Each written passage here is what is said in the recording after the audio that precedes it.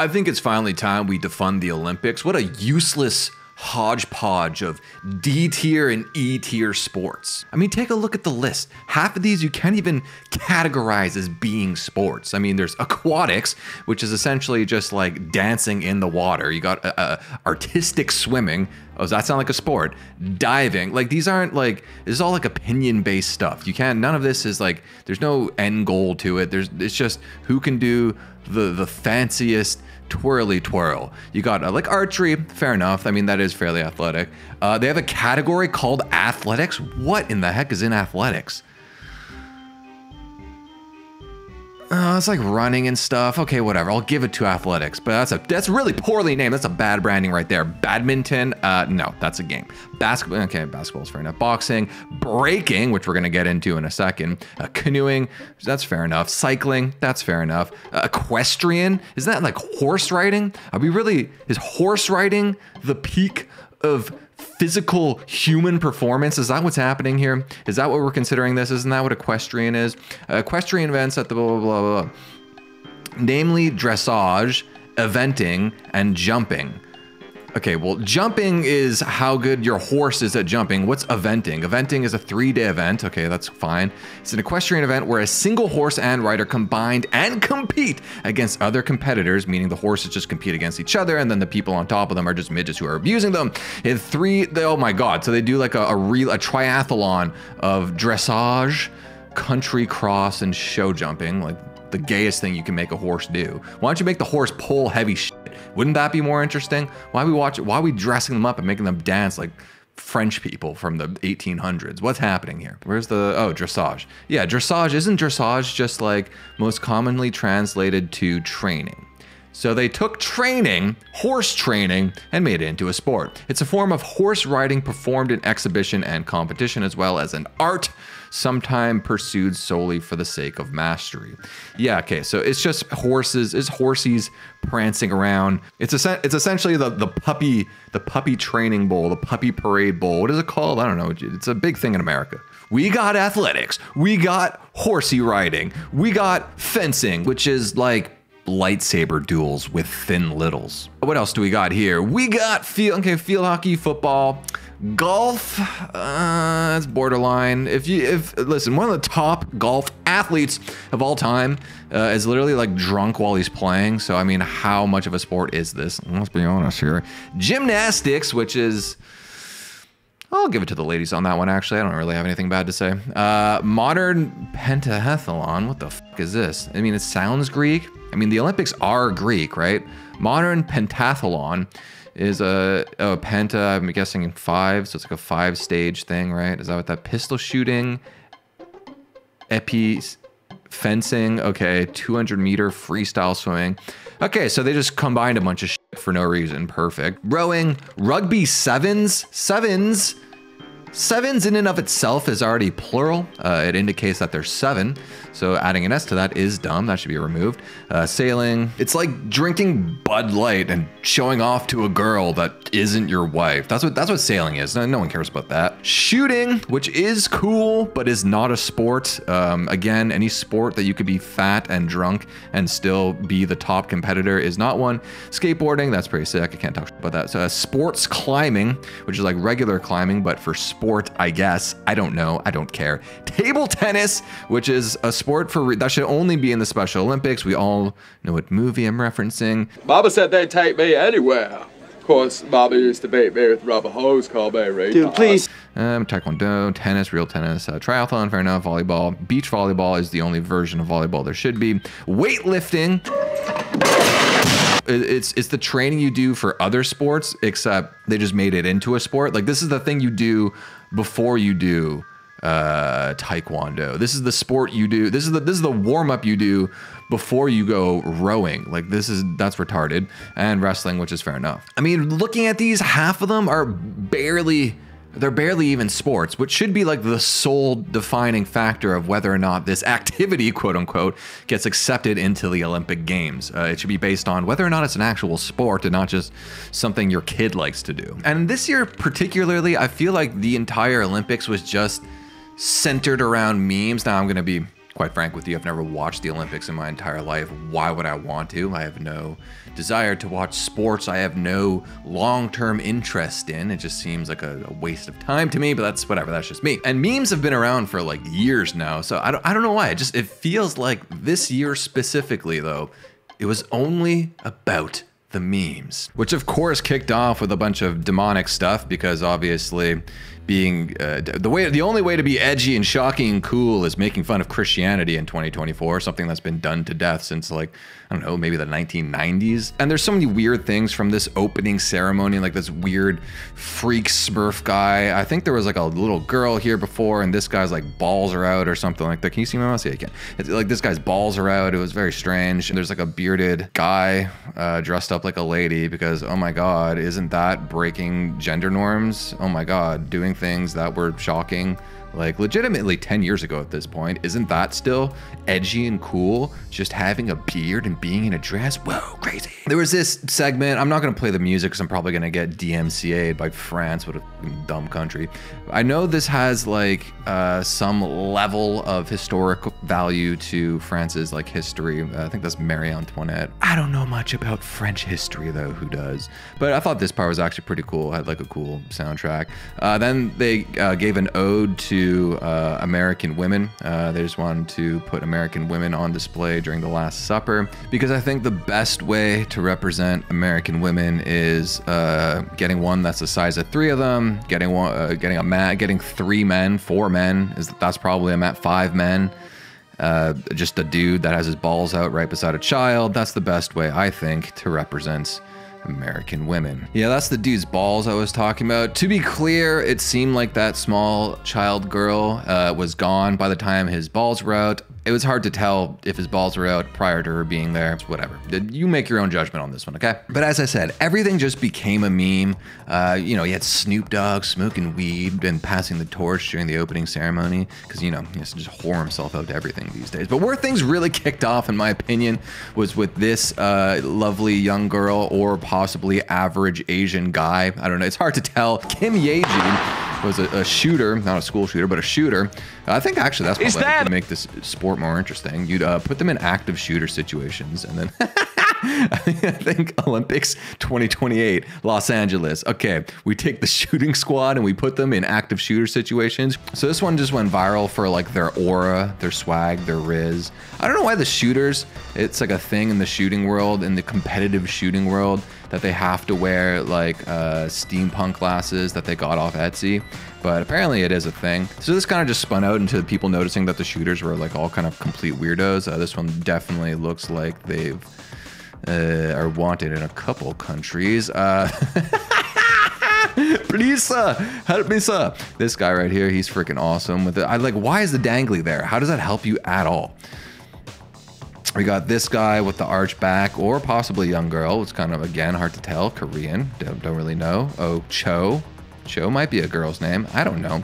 But then I think the main event of the whole shooting meme industry was definitely this guy. So this guy who's like Turkish, who just kind of showed up with like no cool glasses. I think he's just wearing sweatpants. He has his hand in his pocket. It doesn't really look like he's in shape or trained or at all. And he went on to say that he didn't train at all. And he ended up winning gold or silver, one of the two, doesn't matter. But that kind of spun out into like a whole thing. And as you can see, you know, there's been different memes people make about our boy Dekek, or whatever his name was. We got the 4Kids version right here. Oh, we got the Persona 5 overlay over here. These are actually pretty based. I was a fan of this guy. Shout outs to him. Then there was Ilona Mayer, who basically everyone just thought she looks like a dude, which is fair enough. Then there was this chick that went super famous for basically being cute and doing a cute little gesture before her run. After going viral, she did the most important thing of her career, which was challenge Aisho Speed to a race. Then there was this dude, Light Yagami, who, you know, main character from Death Note, and he's writing in a notebook. If you get the meme, you get the meme. If you don't, you don't. His name actually wasn't Light Yagami. This was a meme that someone had made. His name was Hajime Moriyasu. There's also this chick who got famous for twerking right after winning. She's Canadian, Alicia Newman, and then people realized that, oh, she did that as a way to promote her OnlyFans, because yes, she has an OnlyFans. If in case you wanted, her name is Alicia Newman. Go look for yourself. Then there was the whole controversy with Amain Khalifa. What was her name? Amain Kafif. It's one of the K words. Main Khalif. And there's also like an Asian girl too. I think she was Chinese, but I'm not sure. But basically, there was 2 girls that were born biological men. They had XY chromosomes. So like they're a very rare intersex type species. Their testosterone levels are that of a man, or at least much higher than women. I don't even know how true this is, but it was reported that even in the case of Main Khalif specifically, that she was born with her ovaries were actually internal testicles. She kind of went viral for getting in her first round fight. She fought some Italian chick who gave up after 1 punch. We even got the real Donnie J saying, we'll keep men out of women's sports. Logan Paul was supporting women's sports. You know, then you had the counter protests of people saying like, no, look, this clearly looks like a woman, even though it's a kid and all kids look exactly the same. I mean, the only way you could tell a kid apart, boy or girl, is essentially just what color clothes they're wearing. They have the same pitched voice. Then we have a fan favorite, the pole vaulter whose pole was too big to be vaulted. Basically, he just had a giant French bulge that made him lose the Olympics, which is hilarious. That is very funny. But essentially, he did just do marketing to get himself pussy for the rest of his life, so there is that. And as you can see, he got very popular with the fancy boy content creator community. I cringed inside, more as a man than an engineer, but I did think about the impact force. Definitely. And then we got this chick, who I think she went famous for being short. I think that's it. She's being short and winning a lot of medals. I think she's like 2 feet tall. I think she's legally a midget. Yeah, her name is Simone Biles. She's 4'8". But this kind of just turned into a meme template. It was more about her winning rather than her being short. I remember seeing a video of her being short. That's why I bumped my head. Okay, moving on. Then there's this video. It was actually pretty adorable of this Chinese gymnast who didn't know what the Italian girls were doing seemingly and just kind of wanted to copy them, so she just put it in her mouth. Hell yeah, dude. It's so funny. Then there was this. There was a protest because of course it was in France and they have to literally protest everything. They can't go a day without finding something to protest about. But essentially they were upset that the water, the lake or the river or whatever was going to be used in the Olympics for swimming. So they just wanted to put poop in it as a form of revolt, I guess, because they have literally, I mean, their entire country's on fire every other month, but God forbid that some people want to go swimming. This is where they draw the line. This is instead of like enacting any kind of real change, they just pick up a new cause because they don't even really care about outcomes. They only really care about just complaining a lot. Honestly, I feel like France kind of complains more than some Middle Eastern countries, some unnamed Middle Eastern countries. And this leads us to our main event.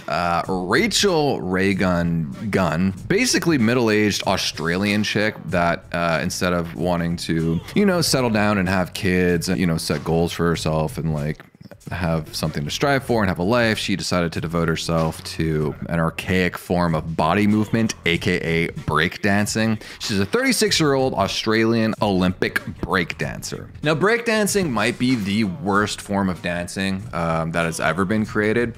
It was essentially a way for white people in the 90s to become wiggers legally, because racial divide back then was it was pretty sharp, and even like white people weren't as embraced by the black community back then.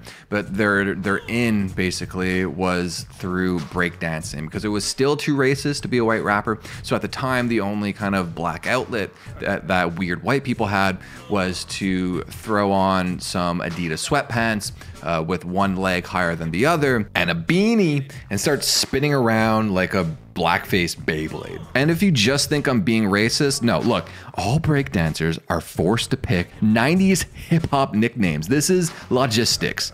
This is a girl she's not doing blackface, but she's doing black movement, that's for sure. She's a wigger. That's what she's here for. Now, rightfully so, breakdancing was just a fad. It ended up dying in the 90s. Everyone kind of forgot it existed and moved on. But apparently there's still like 100 or 200 people in the entire world still doing breakdancing. And because the Olympics are being run by Western Europeans, that's how you get things like breakdancing being introduced. Now, on top of all of that, they also let this chick, this girl, join the Olympics. Her performance was yeah,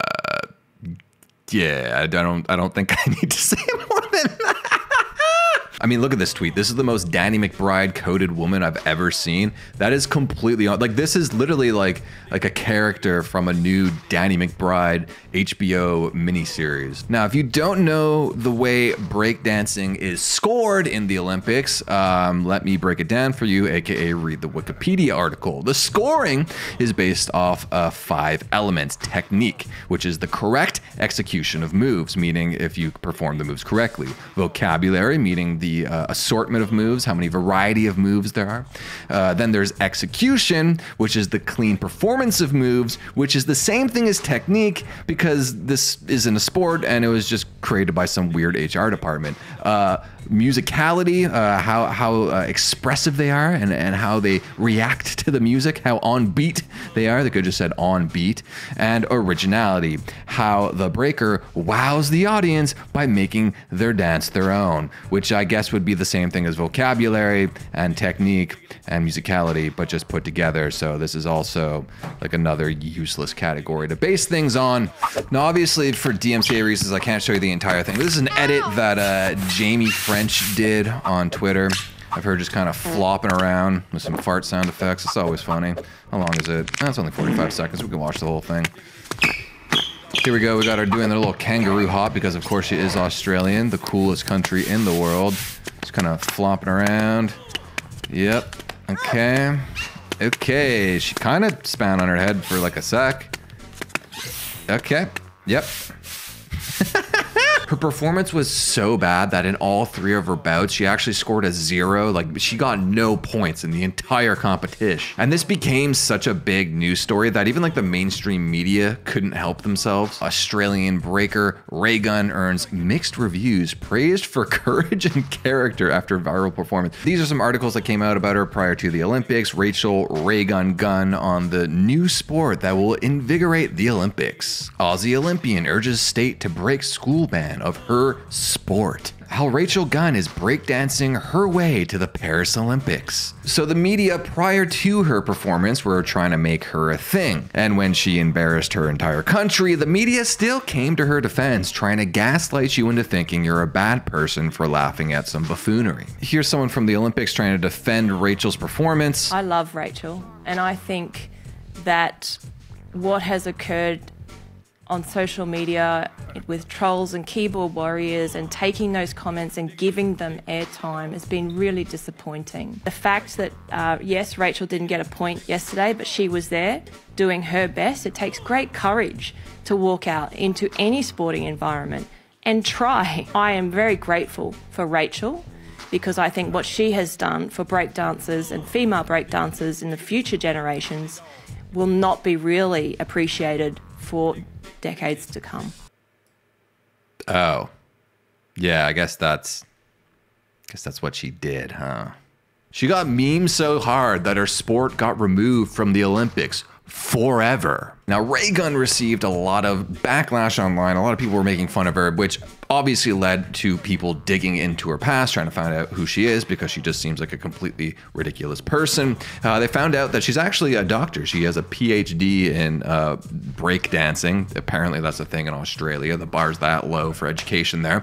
Here's her PhD thesis paper, which is entitled Deterritorializing Gender in Sydney's Breakdancing Scene, a B-Girl's Experience of B-Boying. As you can see here, her PhD is completely fake. She learned nothing. She spent money to go to school. They gave her a gold star, and now she's a 36-year-old cosplaying as a breakdancer, a b-boy, if you will, which is essentially just someone cosplaying as a black person from the early 90s. Shitty paper aside, people did also look into her actual background and how she even got qualified in the first place. Barstool Sports put out an article kind of detailing it. So essentially what happened is that in Australia, there was no breakdancing association or any kind of like official governing body, if you will. So essentially, they just kind of set one up like ad hoc, like really quick. So they put her, the PhD of breakdancing, as one of like the lead members of this committee to figure out who's actually going to be sent to the Olympics. You can see here it says, quote, even though Australia has no official breakdancing federation and no legitimate organization in charge of competitive breakdancing, so when they came to Australia to inquire about the breakdancing scene. Sorry, guess who took charge? That would be one Rachael Raygun. Now, until we get some kind of whistleblower or something going on, it's going to be very difficult to tell what level of involvement she actually had in the organization. But I mean, she definitely was part of the organization that chose who got to go to the Olympics, and it just so happened to be her. It's also worth noting that Rachael has a husband who has the look of current day iDubbbz, that, you know, that fake trailer park trash looking thing. It's that's like the Australia invented this look. It is probably the worst look a dude could have. Pretending to be poor so you can LARP like you're fighting against the system is extremely cringe. But this dude was also the coach of Australia's breakdancing team. So when you stack these things up together, it's painting this like pretty bad picture that looks like she basically got there through nepotism. I mean, look at this still. Do you think this person got there through her breakdancing skill? Then there's also a petition on change.org to hold Raygun, Rachael Gunn, responsible for her unethical conduct in the Olympics. So everything I just mentioned, the way she got qualified, everyone's kind of speculating that she didn't actually qualify. She kind of just put herself through because her and her husband were and are in charge of those sort of things, or some of the people in charge of those sort of things, I should say, allegedly. But if I'm being fair here, if I'm being good faith in the argument, this whole thing was like written by some dude that didn't get selected to go to the Olympics, that is a breakdancer, so he seems kind of salty, so take this with a grain of salt. But even though there's all this controversy surrounding her now, it seems like the lamestream media is still trying to defend her for some reason. We have this article from Vox, how Raygun earned her spot fair and square as an Olympics breaker. We also got this one from USA Today. Queen Raygun of Olympics breakdancing fame spotted busted moves, gains fan in Adele. Now, as much as I really wanted to believe that she nepotismed her way to the top, unfortunately on the original post by Autism Capital, who had made these claims against her, it has actually been community noted. This is one of the saddest days of my life. It's moments like these that I wish community notes didn't exist. I want to take the blue pill on this one. Just let me live in the fun world where the doctor Raygunned her way into the Olympics. So in summation, the Olympics suck.